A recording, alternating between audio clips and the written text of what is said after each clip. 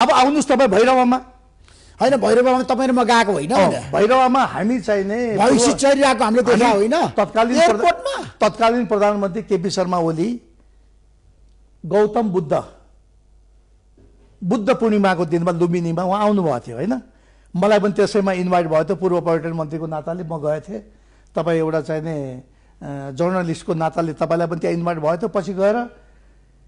तपाईँ त्यहाँ पुगिसकेपछि तपाईँले मलाई बोलाउनु भयो ल आउनुहोस् म त यहाँ छु के छ ल भन्नुहोस् भन्दाखेरि म त्यहाँ गएँ अब यहाँ कस्तो भाष्य तयार गर्यो भने प्रेम आलेले ऋषि धमलालाई सँगै लगेर त्यो भैँसी लखट्न लगाएर त्यो देखायो भन्ने खालको चाहिने कुप्रचार गरिएछ ऋषिजी हेर्नुहोस् म तपाईँलाई बताउँछु पहिल्यै भैरवामा लगभग 400 बिघा जति जमिन अलरेडी खरिद गरेर त्यो एयरपोर्ट बनेको थियो जबकि त्यो एयरपोर्टमा ठुलो जहाजहरू त्यहाँ जाँदाखेरि तपाईँको चाहिने कहिलेकाहीँ आकाशमा प्लेन होल्ड हुँदाखेरि